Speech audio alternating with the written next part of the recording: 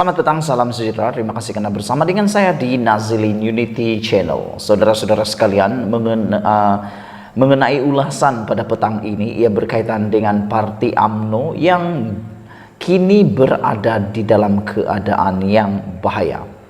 Mungkin UMNO atau Zahid Hamidi bakal akan kehilangan 1, 2, atau 3 atau 5 atau 3, tapi yang pastinya mungkin 1 kerusi parlimen yang akan hilang daripada UMNO tidak lama lagi. Ini mungkin disebabkan oleh lompat parti maupun oleh kerana pilihan raya kecil. Apa yang berlaku, ikuti terus ulasan pada petang ini. Tapi sebelum itu tekan butang subscribe. Tekan butang subscribe itu percuma dan membantu mengembangkan channel ini. Saudara-saudara sekalian, Anda masih mengingat tentang konflik yang berlaku dalam politik di Sabah berkaitan dengan beberapa orang daripada UMNO menyatakan sokongan kepada Haji Jinor dan berlainan pendirian dengan kepimpinan UMNO Sabah yang diketuai oleh Bung Mukhtar. Salah seorang daripada mereka ialah Sahelmi. Sahelmi telah sah digantung oleh UMNO kerana telah pun menentang keputusan kepimpinan UMNO Sabah. Ini menimbulkan satu persoalan dan satu implikasi yang besar. Menurut penganalisis politik, UMNO menggantung Sahelmi kini boleh mencetuskan pilihan raya kecil. Itu sebabnya tajuk ini mengatakan mungkin UMNO akan kehilangan 1 lagi kerusi parlimen. Ini kerana menurut penganalisis mungkin tindakan menggantung Sahelmi ini boleh mencetuskan pilihan raya kecil. Bermakna Sahelmi akan kehilangan kelayakan sebagai ahli parlimen di kawasan beliau dan terpaksa membuat pilihan raya kecil untuk memilih ahli parlimen baru di kawasan beliau. Memandangkan kedudukan Sahelmi sebagai ahli parlimen tidak relevan dengan survival politiknya di Sabah, Sahelmi boleh meletakkan jawatan daripada UMNO sekaligus mencetuskan pilihan raya kecil. Itu spekulasi yang timbul pada petang ini. Keputusan UMNO untuk menggantung keahlian Sahelmi 6 tahun boleh mencetuskan pilihan raya kecil PRK di Parlimen Putatan sekiranya beliau cenderung keluar parti, kata penganalisis politik. Lee Kuan Tiong dari Universiti Malaysia Sabah berkata, status Sahelmi sebagai ahli parlimen tidak relevan kepada survival politiknya, mengambil kira kedudukannya sebagai timbalan Ketua Menteri Sabah dan Adun Tanjung Keramat. Apabila beliau telah pun digantung keahlian selama 6 tahun ini, dan kalau Sahelmi tidak mohon buat rayuan dan rayuan beliau tidak dipertimbangkan, makna kata dalam pilihan raya akan datang Sahelmi tidak akan lagi layak untuk bertanding di bawah panji-panji Barisan Nasional dan UMNO. Dengan itu, betullah seperti kata penganalisis politik ini.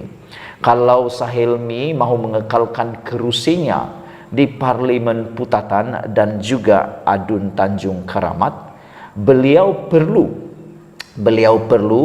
untuk mencari parti yang lain.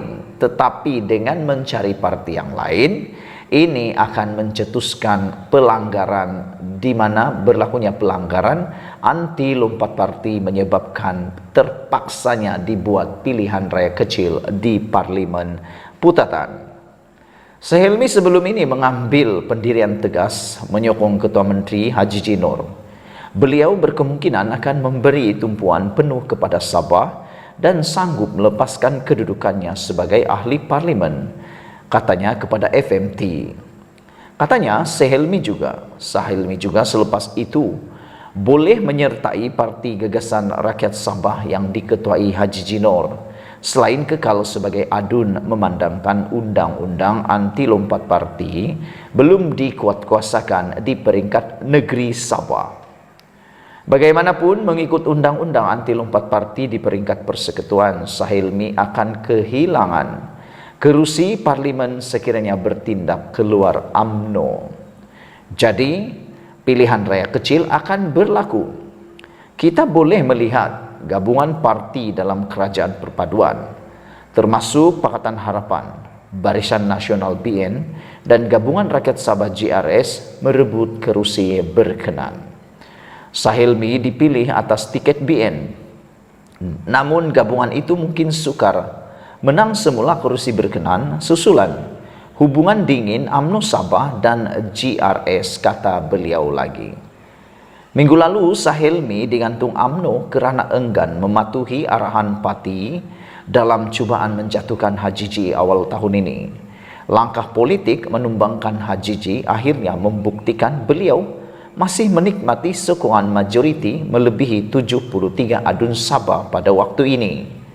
Lee berkata, beliau percaya penggantungan Sahilmi bertujuan menamatkan kerjaya politiknya dalam UMNO daripada bertanding pada pilihan raya akan datang.